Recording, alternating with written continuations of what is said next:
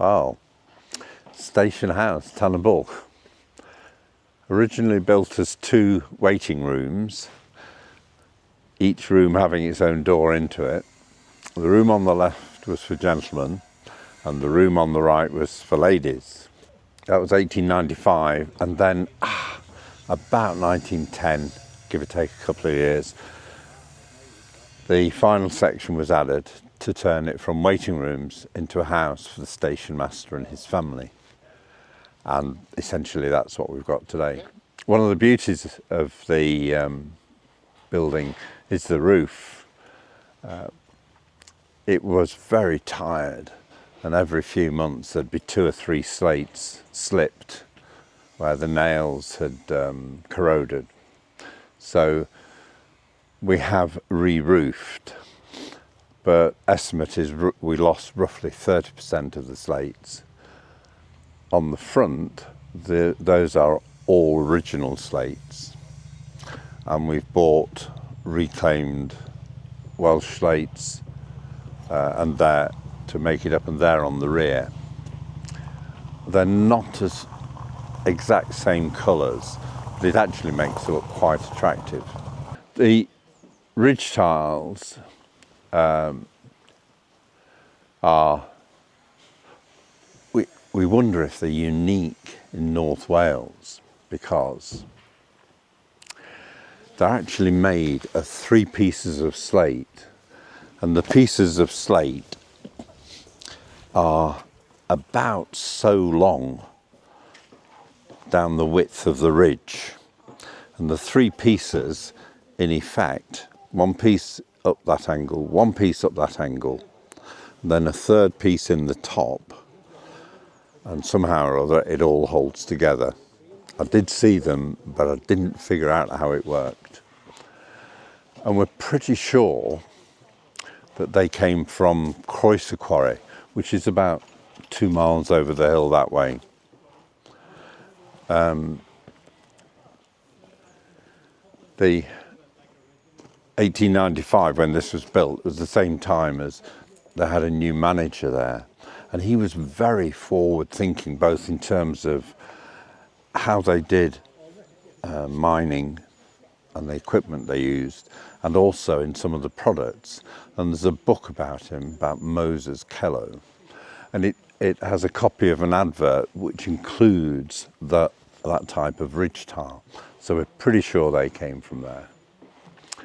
And probably the slate finials on either end. And they're made from 2 flat pieces of slate, and they've each got a slot in, and 1 slot is that way, 1 slot is that way, and they sit down. So if you were to cut across them, it is literally a cross.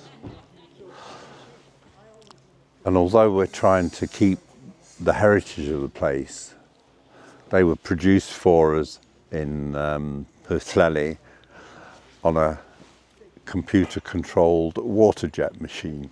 We've actually replaced all the fascias. Some were just rotten, and some you could actually break the shape with your fingers. So we've redone that. When we started, it had plastic gutters, which were clearly out of character, so we put cast iron gutters on. We're actually going to make this the way in, for reasons which we'll see later. But this back wall had a cement-based render on, which means it sealed the wall. So any damp coming up from the ground, and you can see now there is damp in it, but it couldn't come out from the wall. It was sealed in by the cement render. So we've taken that off, and we're going to have lime render put on, and that allows the walls to breathe. And we're at the stage of doing the guttering before that new lime render has gone on, hence the wiggly downpipes for the gutters. They'll need to be done after the rendering is done. The windows at the back are, I'm not sure, 1960s, 1970s windows, and rotten. So we are replacing those. Another part of the modern or the 21st century standards we're trying to achieve whilst still keeping the essence of the heritage is to have an air source heat pump heating the place. And where the equipment parts are just along there, that's a concrete base for the air source heat pump. And we're going to make this the way in. So if you come with me.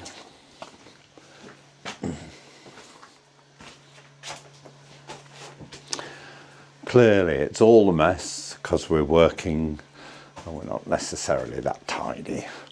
But if you can see the electrical cables over there, there is a wall just a few inches beyond that. And this was the gents' waiting room.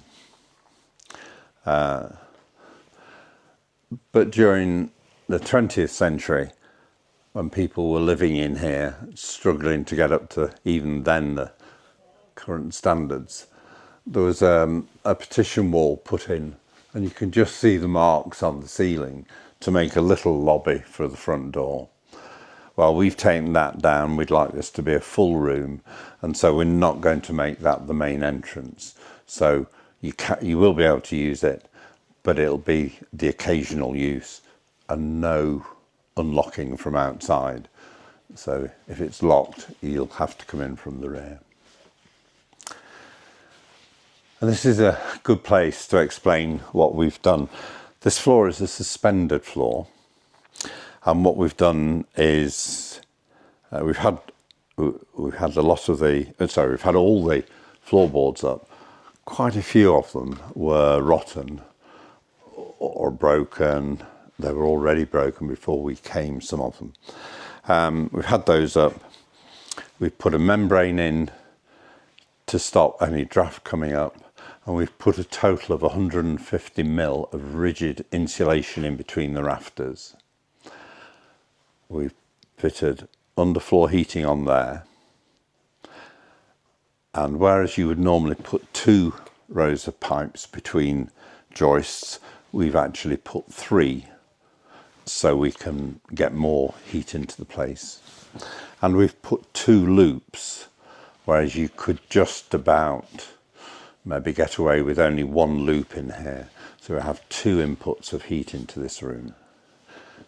We spent a lot of effort sealing that insulation from the void underneath the floor.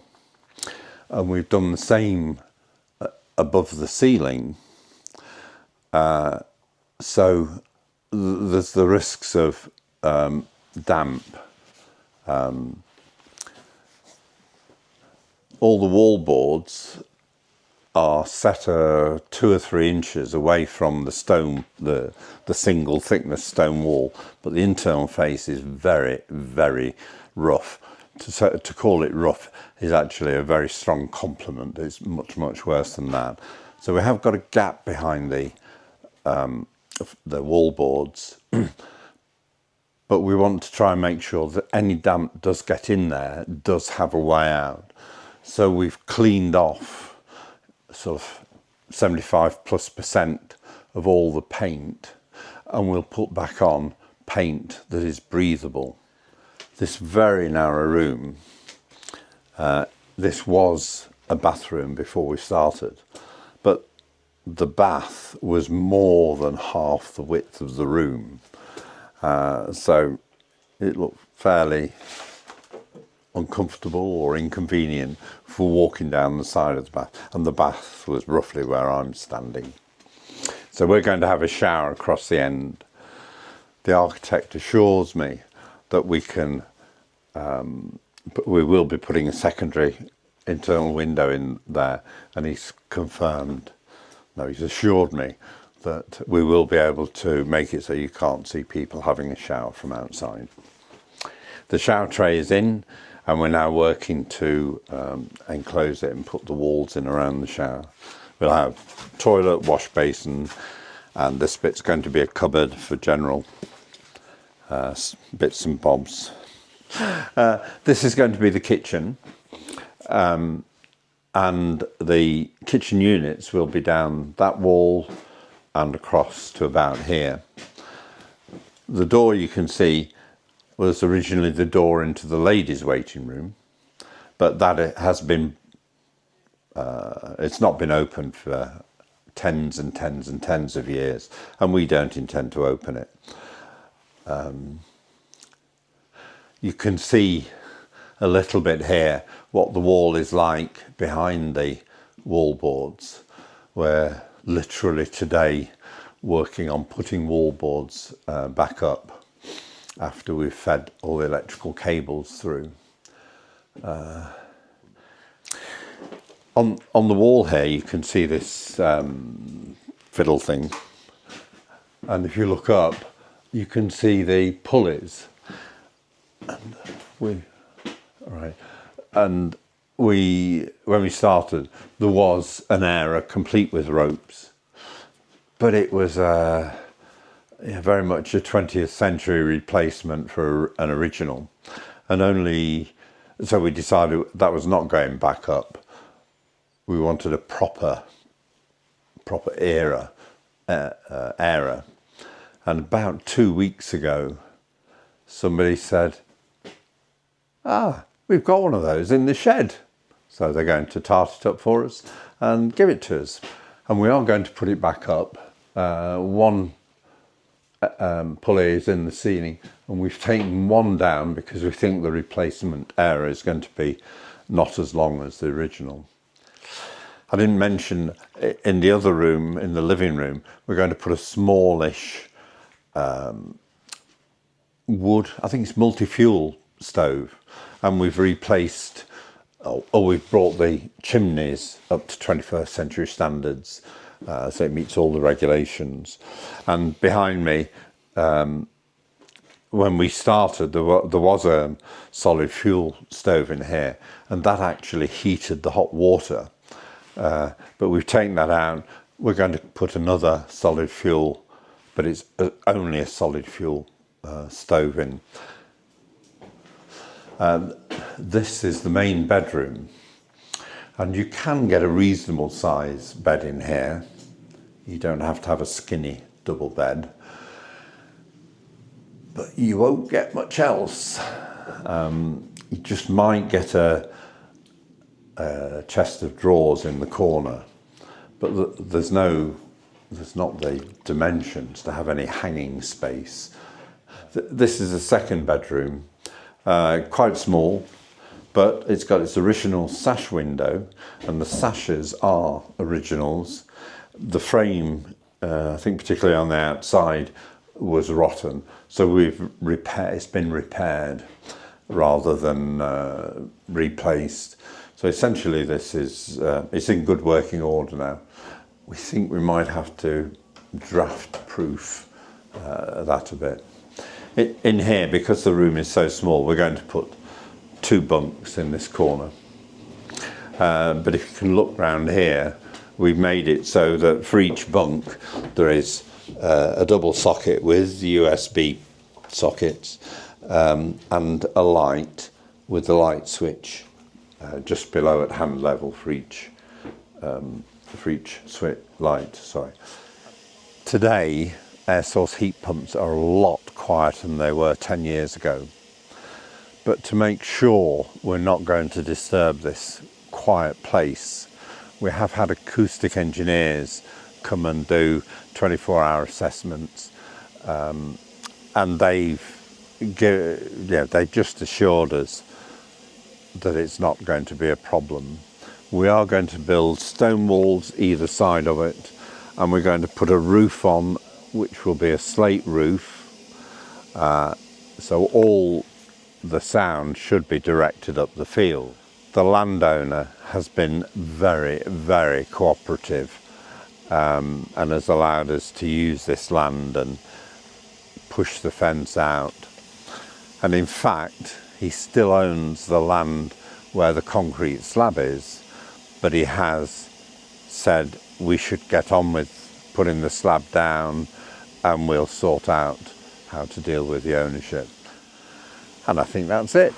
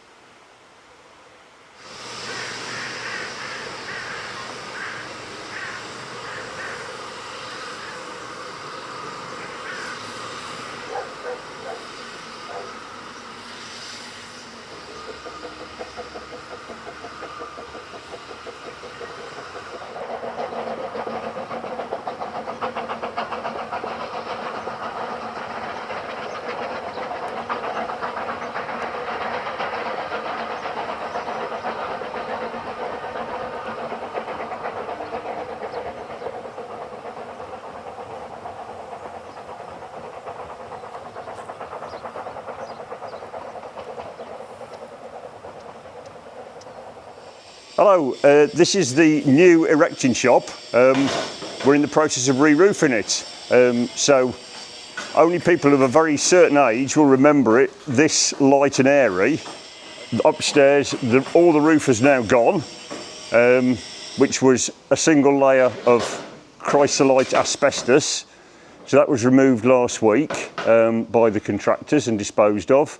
And at the moment we are in the process of replacing the roof purlins onto the concrete beams that are already there, to which the new sheets will be attached, and we'll show you the new sheets shortly in the top yard, which arrived yesterday.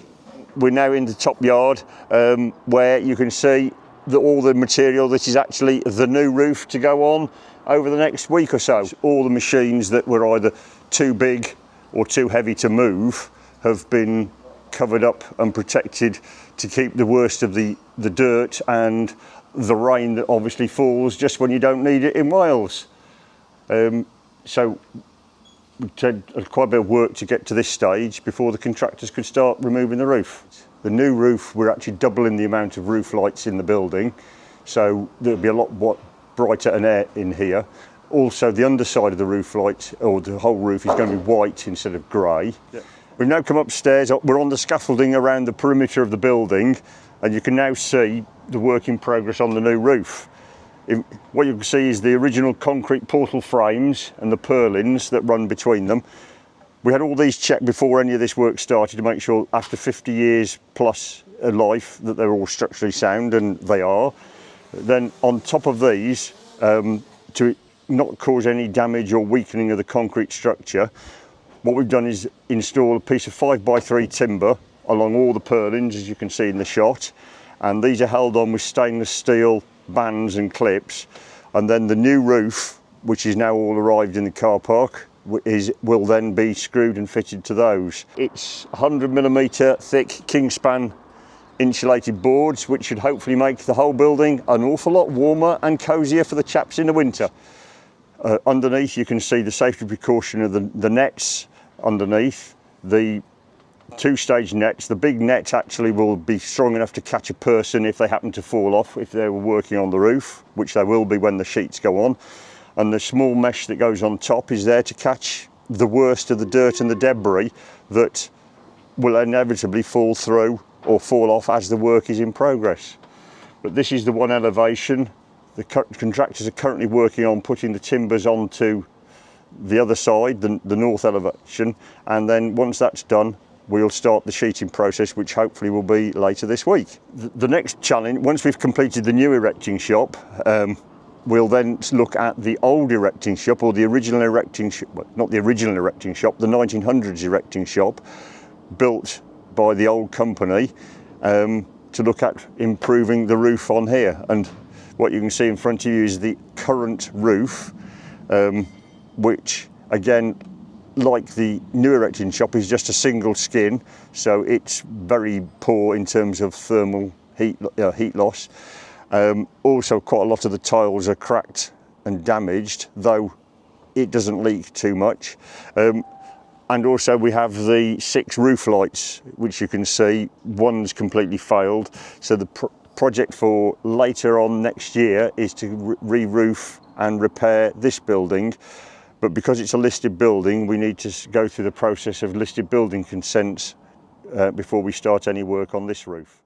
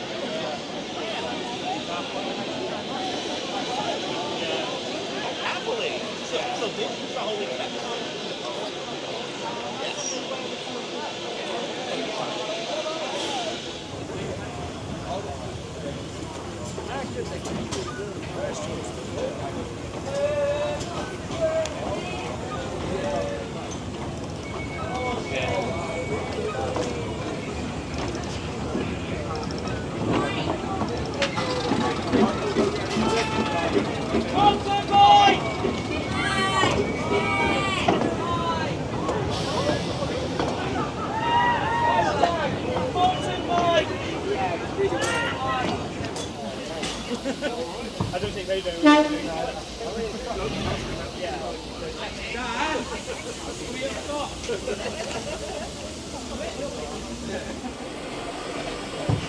I've gone better now. The question is your favourite skull?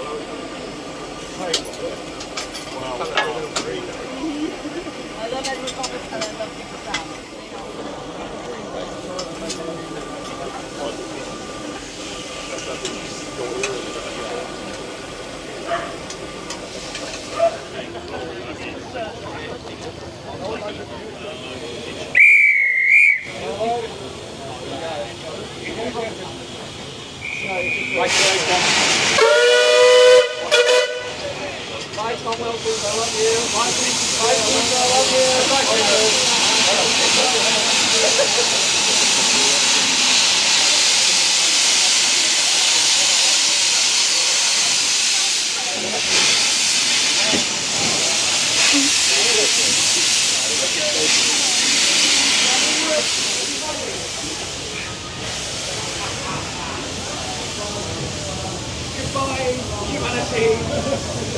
I'm actually using the reflector. Bye!